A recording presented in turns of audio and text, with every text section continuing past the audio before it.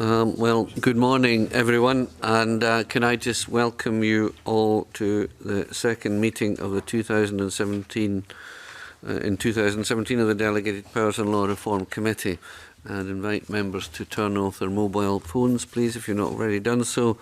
And we'll move now to agenda item 1, which is a decision on taking business in private, and it's proposed that the committee take item 5 in private. Item 5 is the consideration of a draft report on the Limitation Childhood Abuse Scotland Bill. So does the committee agree to consider item 5 in private? Thank you very much. We'll now move to item 2, which is instruments subject to affirmative procedure. And no points have been raised by our legal advisors on the draft Stop and Search Code of Practice Appointed Day Scotland Regulations 2017. So is the committee content with this instrument? Thank you. Agenda item 3 is instruments subject to negative procedure, and the first one is the Seed Miscellaneous Amendment Scotland Regulations 2016 SSI 2016 number 434. And these regulations implement 2 Commission directives, 2016 number 11 and 2016 number 317, and a Commission decision 2016 number 320. Amongst other things, the regulations also amend the Seed Licensing and Enforcement, etc. Scotland Regulations 2016 SSI 2016 number 68, to correct drafting errors identified by the predecessor committee on the 23rd of February 2016. The meaning of Regulation 8.3 of the regulations could be clearer insofar as it amends Regulation 15.2 of Seed Licensing and Enforcement, etc. Scotland Regulations 2016 SSI 2016 number 68 to include the words "the person refused a licence" in circumstances where no formal decision will have been taken to refuse the licence. Accordingly, does the committee agree to draw the instrument to the attention of Parliament under reporting ground H? Thank you. Now, the Scottish Government has given an undertaking to further amend Regulation 15.2 of SSI 2016 number 68 at the next available opportunity to make that provision clearer. So does the committee agree to welcome that undertaking? Thank you. At the same time, does the committee agree to note that it's not wholly satisfactory that a further amending instrument is required to correct Regulation 15.2 of SSI 2016 number 68 in circumstances where Regulation 8.3 seeks to amend defective drafting in relation to Regulation 15.2 highlighted by the committee previously, and the amendment contained in Regulation 8.3 was not made before SSI 2016 number 68 came into force on the 1st of July 2016, despite the committee encouraging the Scottish Government to do so. No points. So are we agreed on that as well? Thank you. No points have been raised by our legal advisors on the licensing of relevant permanent sites. Scotland Regulations 2016 SSI 2016 number 433. So is the committee content with that instrument? Thank you. This point is changed. So we'll now move to agenda item 4, which is the Railway Policing Scotland Bill. And the purpose of this item is for the committee to consider its approach to the scrutiny of the delegated powers in the Railway Policing Scotland Bill at stage 1.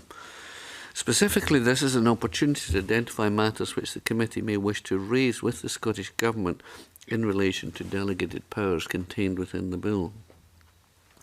Policy objective of the bill is to pave the way for the integration of railway policing for Scotland into the police service of Scotland. The bill does this by providing Police Scotland and the Scottish Police Authority with new powers in relation to railway policing, and by removing existing powers in relation to railway policing in Scotland from the British Transport Police and the British Transport Police Authority. The bill contains 3 delegated powers, 2 of which are standard ancillary and commencement powers.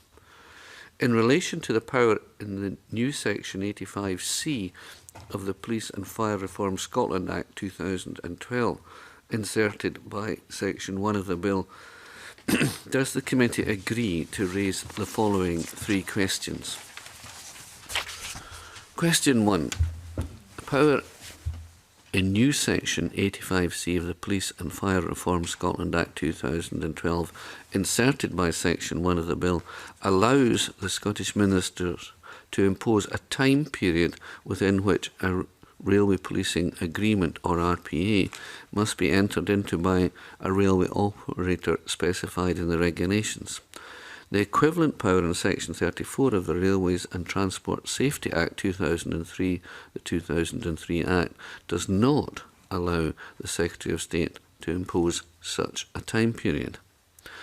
Given that the general approach of the bill appears to be to reflect the existing model set out in the 2003 Act in terms of police service agreements, does the committee agree to invite the government to explain why it is considered necessary to enhance the existing powers in this way, and what problem this is intended to address?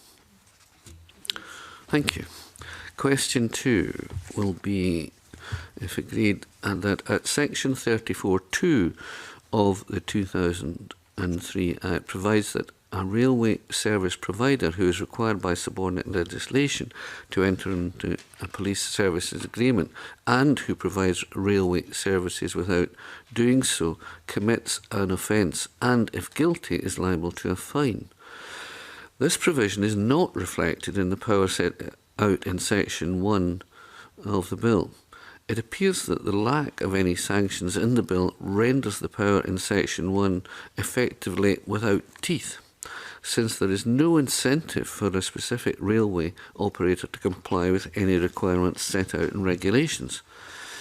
So does the committee agree to invite the government to explain why this different approach has been taken, and in the absence of sanctions, how it is intended to procure the cooperation of specific railway operators in complying with the requirement to enter into an RPA? Are we agreed? Thank you. Question 3 will be, if agreed, that the Delegated Powers Memorandum provided by the Scottish Government suggests that the choice of the negative parliamentary procedure is appropriate for this power, since the initial exercise of the power is likely to broadly maintain the current arrangements for mandatory policing agreements for railway operators in Scotland, and any subsequent exercise of the power is likely to be to reflect changes of an administrative nature. Now, the committee accepts that there may be circumstances in which the power is exercised in response to purely administrative changes relating to specific railway operators. However, the committee does not consider that the power itself is purely administrative in nature, and the committee notes that the requirement for specific railway operators to enter into RPAs with the Scottish Police Authority is fundamental to the operation of the new model for Scotland, and therefore to the delivery of the policy intention of the bill. Similarly, the requirement for operators to enter into RPAs will impose on these operators an ongoing contractual obligation, which in turn will have an impact on how their businesses are managed and financed. Further, while the committee notes that the Scottish Government's intention to exercise the power initially in a way which broadly maintains the current arrangements, the committee considers that it would in fact be open to the Scottish Government to exercise the power differently, so as, for example, to introduce a modified railway policing model north of the border. So for these reasons, it appears to the committee that the exercise of this power is both integral to the delivery of the policy intention and has the potential to fundamentally affect stakeholder interests under the new model.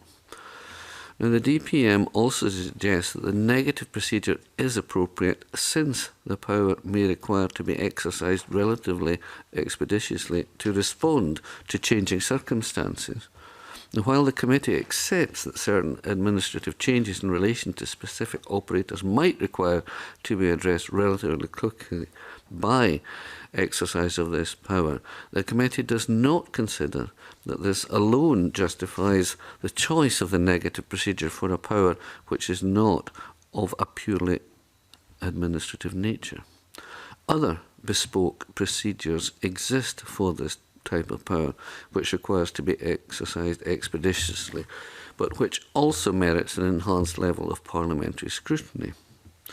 So, in the light of these concerns, the committee considers that the negative procedure could not provide a sufficient level of parliamentary scrutiny and invites the government to consider providing for the affirmative procedure instead. So does the committee agree to this as well? Thank you. Thank you very much. And that concludes the public part of the meeting. So we'll now move the meeting into private. Thank you very much.